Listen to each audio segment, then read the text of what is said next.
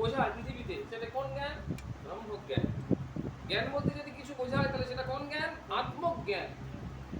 জ্ঞান বলতে যদি কিছু বোঝায় তাহলে সেটা কিসের জ্ঞান? না স্বরূপের জ্ঞান। আমরা আসলে কে? হু am I? This is the question. Only question in this world. Only spiritual question, only material question in this world is who am I? আমি কে? আমি কে? আমি এই দেহটা? আমি কি শান্তনু ভট্টাচার্য? আমি কি অমুকের ছেলে? আমি কি এই ভট্টাচার্য পরিবারের ছেলে? এইটাই আমার পরিচয়? না আমি কে? আমি কে একটা আলাদা পরিচয় আছে। যখনই সেই পরিচয়ের সন্ধান আমরা পাবার জন্য যত্নশীল হচ্ছি, তখনই কেবলমাত্র আমরা আধ্যাত্মিক পথে ঠিক ঠিক লক্ষ্যের দিকে এগিয়ে যাচ্ছি। আর যতক্ষণ আমাদের এরকম না, সকালে ঘুম থেকে উঠছি, খুব চান টান করছি, আরতি টারতি করছি, প্রসাদ প্রসাদ খাচ্ছি টাচ্ছি, সাত্বিক জীবনযাপন করছি, হরিনামে নৃত্য করছি, পথ পরিক্রমায় বেরোচ্ছি, সব কিছু করছি, কিন্তু কখনো আমি গিয়ে তার খোঁজ করি না। তার মানে আমরা তখনও পরিপূর্ণরূপে সেই আধ্যাত্মিক পথে নেই, পরিপূর্ণরূপে আধ্যাত্মিক পথে নেই। ঠিক আছে? তাহলে আমরা কোন পথে আছি? সঙ্গে সঙ্গে প্রশ্ন করবে না যে তুমি বলছো যে আধ্যাত্মিক পথে নেই, তাহলে আমরা কোন পথে আছি? কি ভোগের পথে আছি? তাহলে চার্জ করতে হবে। তুমি এক্ষুনি বললে যে তুমি বলছো যে আধ্যাত্মিক পথে আমরা নেই, তাহলে আমরা কোন পথে আছি? ভোগের পথে আছি। এটা কি করছি? আমি কি হরিনাম সংকীর্তন করতে যাচ্ছি, হ্যাঁ, নৃত্য করতে যাচ্ছি, প্রসাদ খাচ্ছি, সাত্বিক জীবন যাপন করছি, তুমি কি মনে করছো আমরা ভোগের পথে আছি? বলবে না, ভোগের পথে। তাহলে তোমরা কি পথে আছো? বলছে ধর্মের পথে আছো, কিন্তু আধ্যাত্মিক পথে নেই। বলে তাহলে ধর্ম আর আধ্যাত্মিকতা আলাদা? বললো হ্যাঁ। ধর্মকে কি বলা হচ্ছে? ধর্মকে ইংরেজিতে বলে রিলিজিয়ান, আর আধ্যাত্মিকতাকে ইংরেজিতে বলে স্পিরিচুয়ালিটি। ধর্ম যারা পালন করে তাদেরকে কি বলা হয়? Religious personality. আর যারা আধ্যাত্মিক জীবন যাপন করে তাদের কি বলা হয়? Spiritual personality. So we are all religious but not spiritual when we are not follow this path. যতক্ষণ না পর্যন্ত আমরা এই পথটা ফলো করছি, যে এই পথের লক্ষ্যমাত্রাকে, এই টার্গেটিং পয়েন্টটা কি? না হু এম আই, আমি কে? এইটা যতক্ষণ না জানবার অভিপ্সা, মনের মধ্যে আকাঙ্ক্ষা, এক্সপেকটেশন যতক্ষণ না জাগছে, ততক্ষণ আমরা কে? We are only religious. Bangla কি রিলিজিয়াসের? ধার্মিক, ধর্মপরায়ণ, ধর্মজগতের লোক, যা খুশি বলো, সব একই মানে। আমরা ধার্মিক, বিরাট ধার্মিক লোক, অমুক লোকটা বিরাট ধার্মিক, কিন্তু আমরা স্পিরিচুয়াল নই, আধ্যাত্মিক নই। কিন্তু এই চলার পথে প্রতি মুহূর্তে আমাকে যদি খোঁচা মারে, সারা দিনের মধ্যে হরিনাম সংকীর্তন করলাম, গড়াগড়ি খেলাম মাটিতে, ভক্তদের এঁটোপাত পরিষ্কার করলাম, নাম সংকীর্তন করলাম, তিলক কাটলাম, গঙ্গা জল চান করলাম, সবকিছু করার পরেও যদি প্রতি মুহূর্তে আমাকে কেউ এরকম খোঁচা মারে, তুমি কি খোঁজ করেছো? তুমি কে? তুমি আসলে কে? তোমার আসলে ভগবানের সাথে তোমার আসল relationship, what is the relation between God and you? তোমার সঙ্গে ভগবানের সম্পর্কটা কি? এটা যদি প্রতি মুহূর্তে খোঁচা মারে, তাহলে জানবে যে তুমি শুধু ধার্মিক নও, তুমি ধার্মিকতা থেকে আরেকটু উপরে উঠে গেছো, তুমি এখন একটা স্পিরিচুয়াল ট্র্যাকে রয়েছো। সুতরাং you are the spiritual personality, তুমি হচ্ছে আধ্যাত্মিক ব্যক্তিত্ব, তুমি শুধু ধার্মিক নও, তুমি আধ্যাত্মিক। আর যতক্ষণ না সেটা হচ্ছে ততক্ষণ গতানুগতিক। তার ফলে গতানুগতিক মানে গতানুগতিকের টানে টানেই যেমন শীতের পর বসন্ত আসে, আপনার হতেই তোমাকে কি ডেকে আনতে হয় নাকি পুজো আচ্ছা করতে হয়? হ্যাঁ, যে শীতকাল যাচ্ছে না, বাবাটা নারায়ণ পুজো দিই, সত্যনারায়ণের পুজো, গ্রাম শুদ্ধ লোক সিন্নি খাবে, তারপরে বসন্ত ঢুকবে, এমন করতে হয়? নাকি বসন্তের পর একটা বিরাট উৎসব করতে হয়, গ্রীষ্মকে নেমন্তন্ন করতে হয়, এরকম করতে হয় না? কেন করতে হয় না? এটা গতানুগতিক। ও আসবেই, ওর পরে আসতে দেরি হতে পারে, তাড়াতাড়ি আসতে পারে, কিন্তু আসবেই। সেরকম আমাদের জীবনে সুখ দুঃখ এটা একদম অবশ্যম্ভাবী হয়ে যাবে। কিন্তু আমরা যদি আধ্যাত্মিকতার মধ্যে প্রবেশ করি, তাহলে সুখ দুঃখ আসবে না এমন নয়, সুখ দুঃখ তখনও আসবে, কিন্তু তেমন প্রভাব বিস্তার করতে পারবে না। তাহলে যতক্ষণ আমরা ধার্মিক জীবন যাপন করছি তখন সুখ দুঃখ আসবে, যতক্ষণ আমরা আধ্যাত্মিক জীবন যাপন করছি তখনও সুখ দুঃখ আসবে, কিন্তু যতক্ষণ আমরা শুধুমাত্র ধার্মিক জীবন যাপন করছি ততক্ষণ পর্যন্ত সুখ দুঃখ জ্বালা যন্ত্রণা মান অপমান এগুলো আসবে, এবং এবং যথাযথ প্রভাব বিস্তার করবে। যখন আমরা ট্রান্সমিনেট হয়ে যাব, ধার্মিকতা থেকে আধ্যাত্মিকতায় যখন পরিবর্তিত হয়ে যাব, রূপান্তরিত হয়ে যাব, তখন কি হবে? ওগুলো আসবে অ্যাজ ইউজুয়াল, ওখানেও আসছে এখানেও আসছে অ্যাজ ইউজুয়াল। বল আসবে, কিন্তু ওগুলো আমাদের উপর অত প্রভাব বিস্তার করতে পারবে না। কারণ আমি তো জেনে গেছি আমি কে, আমি তো জেনে গেছি আমি এই দেহটা নই, আমি তো জেনে গেছি আমি এই বংশের কেউ নই, আমি তো জেনে গেছি ওই বাবা মায়ের আমি কেউ নই, আমি হচ্ছি আত্মা। সুতরাং আত্মার কোনো শোক দুঃখ জ্বালা যন্ত্রণা অপমান মান সম্মান শীত গ্রীষ্ম লাভ ক্ষতি জয় পরাজয় সব কিছু নেই। আত্মা নিত্য সর্বগতম স্থান অচলয়ম সনাতন। আত্মাকে অচ্ছেদ্য অয়মদাজ্য অয়মক্লেদ্য অশস্য এই বচন নিত্য সর্বগত স্থান অচলয়ম সনাতন। আত্মাকে কাটা যায় না, আত্মাকে ভেজানো যায় না, আত্মাকে পোড়ানো যায় না, আত্মাকে শুষ্ক করা যায় না। কে আমাকে শুষ্ক করবে? কে আমাকে ভেজাবে? কে আমাকে অপমান করে রাস্তায় শুয়ে ফেলে দেবে? কেউ পারবে না, কারোর ক্ষমতা নেই। কারা যারা করছে তাহলে কি কাকে করছে? আমার এই দেহটা যেটা পড়ে থাকবে, পুড়িয়ে দিলে পুড়িয়ে দেওয়া হবে, নাহলে পড়ে থাকবে অনন্তকাল বসবে। তাকে করছে, আমাকে করছে। আমাকে কেউ করতে পারে না, আমাকে কেউ অপমান করতে পারে না, আমাকে কেউ প্রশংসা করতে পারে না। কি বোঝা যাচ্ছে? এটা কখন হবে? এই বোধটা, এই কনফার্মেশন কখন আসবে? ডিটারমিনেশন কখন আসবে? যখন আমি জেনে যাব যে who am I get perfectly the answer of the question. তখনই পর্যন্ত আমাদের এই ব্যাপারটা তাহলে পরিপূর্ণতা আসছে। বোঝা যাচ্ছে তো? কোনো জটিল হয়ে যাচ্ছে না, ভারী ভারী হচ্ছে না। তাহলে দেখা গেল যে আমরা প্রথমে যাত্রা শুরু করেছিলাম শিব, সেই জন্যই শিবকে বলা হচ্ছে যে তিনি হচ্ছেন মহামঙ্গলময়। সেই জন্য তাকে বলা হচ্ছে তিনি হচ্ছেন কল্যাণের আধার। শিব শব্দের অর্থ হচ্ছে মঙ্গল, শিব শব্দের অর্থটা হচ্ছে শ্রেয়, শিব শব্দের অর্থ হচ্ছে কল্যাণ। কারণ শিব মনে পড়লেই সত্যম মনে পড়ছে, শিব মনে পড়লেই সুন্দরম মনে পড়ছে। আর সত্য কি? সত্যম জ্ঞানম অনন্তম ব্রহ্ম, তাই না? যা সত্য তাই জ্ঞান, তাই হচ্ছে ব্রহ্ম, অনন্ত ব্রহ্ম। যে ব্রহ্ম ইনফাইনাইট, যে ব্রহ্মকে কোনোদিন কোনো লিমিটেশনের মধ্যে বদ্ধ করা যায় না। কারণ ব্রহ্মের প্রথম তত্ত্ব হচ্ছে আনডিফাইন্ড, অসংজ্ঞাত, আনডিফাইন্ড, অসংজ্ঞাত, তাকে সংজ্ঞাত করা যায় না। এই ব্রহ্মটা এইরকম, জানো তো? ব্রহ্মটা তুমি জিজ্ঞেস করলে আমাকে, রাজু ব্রহ্মটা কেমন? তাহলে ব্রহ্মটা কেমন? এইরকম আর কি, এরকম বলা যায় না, এরকম বলা যায় না, সেটাই ব্রহ্ম। এরকম ভাবে যাকে ব্যক্ত করা যায় না সেটাই ব্রহ্ম, যাকে বোঝানো যায় না সেটাই ব্রহ্ম। তাহলে সেটা কেমন? যাকে বোঝানো যায় না মানে কি? এন্ডলেস, অনন্ত, যার কোনো সীমা নেই, আনলিমিটেড, তাই না? এই আনলিমিটেড কিন্তু এটা মেটেরিয়াল ওয়ার্ল্ডের শব্দ, এটা মেটেরিয়াল ওয়ার্ল্ডের শব্দ, এটা স্পিরিচুয়াল ওয়ার্ল্ডের শব্দ নয়। আমরা ফোনে টাকা ভরি, বললে আনলিমিটেড, বলে কতদিন আনলিমিটেড? 3 মাস। আমি একটু বেশি টাকা আছে, আমার একটু বেশি টাকা ভরলাম, তাহলে 1 বছর। আমার আরেকটু বেশি টাকা আছে, আমি 3 বছরের জন্য করলাম, কিন্তু 3 বছর পর কি আমায় ফোন করার সুযোগ দেবে? যে দিন শেষ হবে সেদিনই কেটে দেবে, তারপরে দিন 1000 কল করলেও কল করতে পারবো না। বলে এই যে বললো আনলিমিটেড, বললো আনলিমিটেড মানে প্রত্যেক দিন তুমি আনলিমিটেড কথা বলতে পারো, কিন্তু তোমার ওই জার্নিটা আনলিমিটেড নয়। কিন্তু আত্মা বললো হ্যাঁ আমি আছি, আমার যাত্রা আনলিমিটেড, আমি অখণ্ড চৈতন্য, আমার কোনোদিন শেষ হবে না। একের পর এক দেহ শেষ হয়ে যাবে, একের পর এক দেহ রোগ জর্জর হয়ে যাবে, কিন্তু আমি শেষ হবে, আমি হলাম পারফেক্ট আনলিমিটেড। সো আনলিমিটেড শব্দটা হচ্ছে স্পিরিচুয়াল ওয়ার্ল্ডের শব্দ নয়, এটা হলো জাগতিক শব্দ। আনলিমিটেড কি? আনলিমিটেড মানে লিমিটেড, লিমিটেড আনলিমিটেড, এরকম একটা ব্যাপার। কিন্তু যখনই ব্রহ্মের আগে ওই আনলিমিটেড শব্দটা বসছে, তখনই বলা গেল কিরকম ব্রহ্ম কেমন? একবার অখণ্ড চৈতন্য শব্দ। তাহলে সেটা আর একটা কথা সুন্দর পেলাম, কি সুন্দর। সুন্দরকে ইংরেজিতে কি বলে? নাইস। সুন্দরকে ইংরেজিতে কি বলে? বিউটিফুল, তাই না? বলে এইসব বিউটিফুল, এইসব কি, এইসবগুলো আমরা বুঝতে পারবো না। বলে দিলে এগুলো সব কিছুর উপরে। বলে কেমন? বলে কি সুন্দর ইংরেজি নাইস আর বিউটিফুল, এছাড়া কোনো ইংরেজি আমরা জানি না। পারবে ইংরেজি আর কোনো কিছু জানা আছে? সুন্দর, গ্ল্যামারাস, ঠিক আছে, গ্ল্যামারাস ভালো, এটাও জানি। এইটা জানো? এর থেকে ভালো ইংরেজি আর কিছু জানো? বেস্ট, আরও ঠিক আছে, ভালো। আর কি ইংরেজি জানো? বলছেন না। বললে সুন্দর ইংরেজি কি জানো? সুন্দর ইংরেজি হচ্ছে আনকম্পেয়ারেবল, যার সাথে কারোর তুলনা করা যায় না, তাই হলো সুন্দর, অতুলনীয়।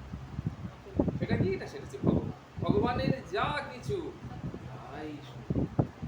তার ইংরেজি কি? আনকম্পেয়ারেবল।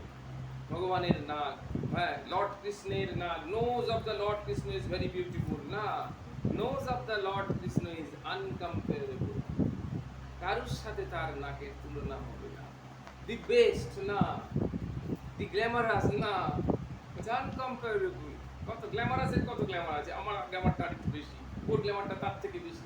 বলে দূর, তুমি বেশি বেশি করছো কোথায়? এটা একদম আনকম্পেয়ারেবল। সেই জন্য তাকে বলা হচ্ছে যে ভগবানের বিউটি, ভগবানের সৌন্দর্য, ভগবানের গ্ল্যামার, সৌন্দর্যটা হচ্ছে একদম চরম সীমাতেই অবস্থান করছে, বোঝা যাচ্ছে? সুতরাং ভগবানের কথা হচ্ছে কি বলছে, চোখ খুলে ভগবানের সৌন্দর্য অনুভব করা যাবে না। ভগবানের সৌন্দর্যটিকে চোখ দিয়ে অবলোকন করে, পান করে, হৃদয়ের মধ্যে সেটিকে নিয়ে যখন তুমি চোখ বন্ধ করে ইন মেডিটেশন মুড বা মেডিটেটিভ মুডে আসবে, তখন দেখবে আরো আনন্দ হচ্ছে। মা মঙ্গলচন্ডী ইউটিউবে সাজানো হয়েছে, আমরা দেখলাম, খুব আনন্দ হচ্ছে। দারুণ সেজেছে মা, একদম হাট টাট করে সুন্দর, বেশ 5 মিনিট ধরে চোখ খুলে একদম ভালো, চোখ বন্ধ টন্ধ নয়, চোখ খুলে। এই জন্য ভগবানের খুব অপছন্দের জিনিস, জানো তো? ভগবানের কাছে এসে লক্ষ্য করে দেখবেন, যারা প্রণাম করে একদম ভগবানের কাছে এসেই মা সামনে এসে দরজা মন্দির সামনে, ওটা নিয়মই নয়। ওটা ভগবান একেবারে ভয়ানক অপছন্দ। ভগবান মন্দিরের সামনে এলেই মাথা ঠুকতে হবে, কথা কোথাও লেখা নেই। মন্দিরের সামনে এসলেই হাত জোড়ো করে একবারে ঠুকে যেত, সেরকম না। মন্দিরের সামনে এসে মাকে বাবাকে যেই থাকুক তাকে আগে অবলোকন করা। সে তোমাকে দেখছে, তুমি তাকে দেখছো, এই অবলোকন করে তার চিত্রটা যখন তোমার মানসপটে মানে 1-2 সেকেন্ডের জন্য থাকবে, এমন অবস্থা আসবে, তখন তুমি চোখটা বন্ধ করে তাকে নমস্কার করে প্রার্থনা, তাতে কোনো অসুবিধা নেই। কিন্তু এই অবলোকনটা যদি না হয়, তাহলে এই প্রণিপাতের কোনো সময় কম, কিন্তু সেটাকে ভাগ করে নিতে হবে। 1 মিনিট সময়, 1 মিনিট সময় 30 সেকেন্ড অবলোকন, 30 সেকেন্ড প্রণাম, এরকম ভাবে ভাগ করে নিতে হবে। কিন্তু আমাদের এক্সপেকটেশনটা এত হাই লেভেলে হয়ে গেছে যে সেই সুযোগে আমরা 3-4টে প্রণামের 3-4টে প্রেয়ার করে নিলাম, হাতটা ঠুকেই প্রণাম করে প্রেয়ার করে এইটা ব্যাপারটা সময়ের থেকেও এটা কিন্তু অনেকটা উপরে। এই এক্সপেকটেশন আমাদেরকে অনেকটা ফাস্ট করে দিয়েছে। মানে এই যে অবলোকন করলাম, এটা হলো ভগবানের রূপ, ভগবানের সৌন্দর্য। এইটা তাহলে সত্যম শিবম সুন্দরম, এলে কি হলো? সত্যম জ্ঞানম অনন্তম ব্রহ্ম। আর সুন্দরমের আমরা ক্রাইটেরিয়া পেলাম। কি কি ক্রাইটেরিয়া ওখানে দেখবে না, না দেখে বলো। প্রথম হচ্ছে রূপ, তারপরে হলো নাম, তারপরে হলো লীলা, তারপরে হলো কথা, তারপরে হলো ধাম, তারপরে হলো ভক্ত। এবং ভক্ত বললেই একদম বুকের ছাতি খুলে গেল এরকম ব্যাপার করার কিছু নেই, কারণ আমরা সেই ভক্ত নয়। We are not that devotees, আমরা সেই রকম ডিভোটিস নয়। কেন? সেরকম ডিভোটিসের কি সংজ্ঞা? ভগবান বললেন তস্মিন তজ্জনে ভেদ অভাবাৎ, একেবারে ভগবান তুল্য, তারা ভগবানময় হয়ে গেছে। তদ্নিষ্ঠা তৎপরায়ণা, ভগবান নিজে বলছেন কেমন ভক্ত, বলছে তদুদ্বুদ্ধয় তদাত্মানাম তৎনিষ্ঠা তৎপরায়ণা। সপ্তম তদবুদ্ধয়, বুদ্ধিটা তাকে দিয়ে দিয়েছে। তদবুদ্ধয় তদাত্মানাম, আত্মা, মন, বুদ্ধি, চিত্ত, অহংকার, বোধ, বাক সব তাকে দেওয়া। তদাত্মানাম তদনিষ্ঠা, নিষ্ঠাটা হবে, নিষ্ঠা মানে নিষ্ঠা শব্দের অর্থ কি? নিশ্চিত রূপে থাকা, স্থা ধাতু, থাকা। থাকা মানে অবস্থানটা কোথায়? বাড়িতে নয়, ঘরে নয়, পয়সার উপরে নয়, জ্ঞানের উপরে নয়, বিদ্যার উপরে নয়, কিছুর উপর নয়, একেবারে ভগবানময় হয়ে থাকা, নিষ্ঠা। তৎপরায়ণা, পরায়ণ মানে আশ্রয়। পরায়ণ শব্দের অর্থ হচ্ছে আশ্রয়, পরায়ণ নয়, পরায়ণ। হ্যাঁ, পরায়ণ শব্দের অর্থ হচ্ছে আশ্রয়, একমাত্র, অনলি ওয়ান শেল্টার। হ্যাঁ, এইরকম হচ্ছে ভগবান। ভগবানময় যারা, সেই সমস্ত ভক্তেরা অত্যন্ত সুন্দর। এবং সেই সমস্ত ভক্তদের দেখলেই প্রথমেই আমার ভগবানের কথা মনে পড়ে, ওকে দেখলেই আমার গোপালের কথা মনে পড়ে, ওকে দেখলেই আমার মায়ের কথা মনে পড়ে, ওকে দেখলেই আমার ঠাকুর শ্রীরামকৃষ্ণের কথা মনে পড়ে। আমাদের একজন প্রেসিডেন্ট মহারাজ বলতেন, আমাদের যে গুরু বাসুদা, আমাদের যে প্রেসিডেন্ট ত্রয়োদশ সংঘাধ্যক্ষ, তারপরে পঞ্চদশ যিনি সংঘাধ্যক্ষ ছিলেন স্বামী আত্মস্থানন্দজি মহারাজ, তিনি সবসময় বলতেন যে ঠাকুরের শিষ্যরা, ঠাকুরের ভক্তেরা, ঠাকুরের আশ্রিত সন্তানেরা এমন হবে, তারা যখন হেঁটে যাবে, কথা বলবে, আচার আচরণ করবে, ব্যবহার করবে, তাদের দেখে মানুষ বুঝতে চেষ্টা করবে without any study, without any types of information about Sri Ramakrishna. তারা ওই ভক্তটাকে দেখে, তার আচার আচরণ, চলাফেরা, কথা বলা সব দেখে ওরা এটা অনুমান করতে চেষ্টা করবে। বুঝতে পারছো? কোনো ভারী হচ্ছে না, চেষ্টা করবে যে শ্রীরামকৃষ্ণ কেমন ছিলেন, শ্রীরামকৃষ্ণ কেমন, শ্রীরামকৃষ্ণ লোকটা কেমন, সে মহাপুরুষ, ভগবান, অবতার কেমন ছিলেন, তার বাণীগুলো কেমন ছিল, তার জীবনটা কেমন ছিল। এটা এই ভক্তটাকে দেখে খানিকটা মানে one kind of mirror image, perfect mirror image হচ্ছে devotees, perfect mirror image of lord, of the incarnation of God. যিনি অবতার হয়েছেন তার একদম পারফেক্ট মিরর ইমেজ হতে হবে, but not by the imitation. সারা রাত জেগে তপস্যা করছেন, আমাকে সারা রাত জেগে, তিনি একদম উলঙ্গ হয়ে গিয়ে পঞ্চবটিতে তপস্যা করছেন, আমাদেরকে উলঙ্গ হয়ে গিয়ে ওই আম গাছের তলায় তপস্যা করতে বলেন। আমাদেরকে ফলো করতে হবে যে তিনি আমাদের জন্য কি বাণী, ওই তপস্যাটা করে যে সাধন সিদ্ধ ফলাফল তিনি পেয়েছেন, সেই সিদ্ধান্তটি আমাদেরকে দিয়েছেন। সিদ্ধান্ত শব্দের অর্থ কি? সিদ্ধান্ত থেকেই বোঝা যাবে। সিদ্ধান্ত অন্তে সিদ্ধ, কাজটা করা হলো, সবকিছু করে যে অন্ত, সেই অন্তে দিয়ে আমরা সিদ্ধ পেলাম, সিদ্ধি লাভ করি। মানে অন্তে না গেলে, এন্ডে না গেলে আমি কনক্লুশনটা করবো কি করে? এন্ডে গিয়ে জানতে পারলাম যে এই পথে গেলে আলটিমেট রেজাল্টটা এই পাওয়া যায়, তাকে বলা হয় সিদ্ধান্ত। তাকে বলা হলো সিদ্ধান্ত। অন্তে সিদ্ধ, আমি কিছুই করলাম না, সবাই পত্র শুরু করেই একটু লিখে দিলাম, এই এবারে যা গিয়ে দেয়, মানে তোরা গিয়ে মর, আমার দরকার নেই, আমি যাই না, আমি যাইনি। আমি গিয়ে শুরু করেই বলে দিলাম যে এইরকম কর, খালি হয়ে যাবে, তা নয়। সিদ্ধান্ত শেষে। সিদ্ধান্ত কখন নেওয়া হয়? মিটিং এর প্রথমেই সিদ্ধান্ত নেওয়া হয়ে গেল, মিটিং শুরু করার আগে 4টে সিদ্ধান্ত লিখে নিই, তাহলে মিটিং এর দরকার নেই। মিটিং এ ঢুকে যদি মিটিং এর যারা লোক মেম্বার, তারা যদি জানে যে সিদ্ধান্ত নেওয়া হয়ে গেছে, তারা বলে ঠিক আছে, সিঙ্গাড়া জিলিপি কি আছে দাও, আমি বাড়ি চলে যাই। কিন্তু সিদ্ধান্তটা কখন নেওয়া হয়? একদম মিটিং এর শেষে। তাহলে সেই রকম ভাবে সাধনা করে তারা যখন সিদ্ধি লাভ করলেন, অন্তে সিদ্ধি লাভ করলেন, তখন তারা সিদ্ধান্ত দিলেন যে এই ধরনের সাধনা করলে এই ফল হয়। তাহলে তোমরা এটা সাধনা করো। দেয় এই যে পথটা তিনি বললেন সাধনা করে, এটা হলো কি? এটা হলো অনুসরণ। ভগবান বলে গেছেন এটা কর, ভগবান বলে গেছেন ওটা করিস না, ওটা তোদের জন্য নয়। কিন্তু ওটাই ঠাকুর করেছেন, আমাকেই করতে হবে, ওটা বারণ করেছে, কি হয়েছে? সেটা কি অনুসরণ? অনুকরণ হলো ব্লাইন্ড ইমিটেশন। আর blind imitation always being failure, এটা আমাদেরকে ব্যর্থতা আনাবেই। এই বললেন মোঘ আশা, মোঘ কর্মানাং, মোঘ চিন্তা বিচেতস। এটা কারা? না অচেতন যারা, তারাই সব কাণ্ড করে, সব কিছু তাদের ব্যর্থ। শিব হলেন তাদের মধ্যে সত্যম শিবম সুন্দরম, সত্যম জ্ঞানম অনন্তম ব্রহ্ম। তার মধ্যে রয়েছে রূপ, নাম, লীলা, কথা, ধাম আর ভক্ত, এগুলো সব সুন্দর। আর এই সৌন্দর্য যখন আমরা মানস পটে অবলোকন করি, ধ্যান করি, তখন আমাদের এই জগতের সৌন্দর্য আমরা ভুলে যাই। আরেকটা কথা বলে শেষ করি, সেটা হচ্ছে আমাদের স্বামী অখণ্ডানন্দজি মহারাজ, ঠাকুরের একজন অন্যতম পার্শ্বদ, রামকৃষ্ণ মহাপুরুষের চতুর্থ সংঘাত, তৃতীয় সংঘাত ছিলেন। তিনি বলছেন তিব্বতে গিয়ে এত সৌন্দর্য, বিউটি অফ দ্য নেচার দেখে, প্রকৃতির সৌন্দর্য দেখে তার মধ্যে কিরকম হলো, তিনি প্রকৃতির সৌন্দর্যে ভুলে গেলেন না, প্রকৃতির সৌন্দর্যটা অবলোকন করে আমাদের জন্য কি সিদ্ধান্ত রাখলেন? বললেন দেখো, সৃষ্টি যদি এত সুন্দর হয়, তাহলে সৃষ্টিটা যিনি করেছেন, না জানি, তাহলে ঠিক এইটা যদি আমরা মেটেরিয়াল ওয়ার্ল্ডে লাগাই, তাহলে এরকম নয় যে রবীন্দ্রনাথ এত সুন্দর রচনা করেছেন, তাহলে রবীন্দ্রনাথ না জানি কেমন সুন্দর, এটা আমরা বলতে পারি না। তাহলে সেক্ষেত্রে আমরা কি নাম বলবো? ওখানে কি বললাম? ওখানে বললাম যে সৃষ্টি যদি এত সুন্দর হয়, তাহলে না জানি স্রষ্টা কত সুন্দর, এটা স্পিরিচুয়াল ওয়ার্ল্ডে। আর মেটেরিয়াল ওয়ার্ল্ডে আমরা বললাম কি, দেখা গেল এমন একটা কবি, সে এত করছে, তাকে তাকানো যাবে না, সে এমন সৃষ্টি করেছে, পাগলা করে দিচ্ছে লোককে। সে সৃষ্টির ভেতরের মর্ম উদ্ধার করতে গিয়ে লোকের দিনের পর দিন, রাতের পর রাত কেটে যাচ্ছে। তাহলে সেই থেকে যদি আমি এরকম কনক্লুশন করি, সৃষ্টি কি সুন্দর, তা না জানি স্রষ্টা কত সুন্দর, তাহলে এই কনক্লুশন কারেক্ট হবে না। তাহলে এখানে কি করতে হবে? বলি সৃষ্টি যদি এত সুন্দর হয়, তাহলে না জানি স্রষ্টার ভাবটি কত সুন্দর। তাহলে সেখানে ভাব, কারণ কি ওখানে স্রষ্টা নিজেই বিদ্যমান, আর এখানে স্রষ্টা ভাব রূপে বিদ্যমান। ওটা দেহ যে সৃষ্টি করছে, সেটা দেহ, দেহের কোনো কিছু নেই, তার কোনো রকমের কোয়ালিটি নেই উইদাউট তার সেই সত্তা। সত্তাটাই ভাব। মেটেরিয়াল ওয়ার্ল্ডে আমরা কি বলছি? যা সৃষ্টি যদি এত সুন্দর হয়, তাহলে না জানি স্রষ্টার ভাবটি কি সুন্দর।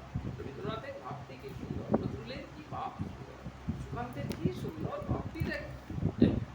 সুকান্ত কত সুন্দর সেটা বলতে পারি না, আমরা হয়তো সুকান্ত দেখিনি, তার ছবি দেখিনি, কিছু জানি না। আমি বলে দিলাম যে সুকান্ত দেখতে সুন্দর, দেখা গেল সুকান্তকে সব থেকে কুৎসিত দেখতে, তখন তো কন্ট্রাডিক্টরি হয়ে যাবে। যদি সুকান্ত অসাধারণ দেখতে, কিন্তু যদি কন্ট্রাডিক্টরি হয়ে যাবে, তাহলে আমরা বলতে পারি না সেটা, আমরা বলতে পারি স্রষ্টা ভাব রূপে সেই স্রষ্টাই রয়েছে, ওর মধ্যে সৃষ্টি কার্য পরিচালনা করছে। বোঝা গেল? এবার আমরা একটু ঠাকুরের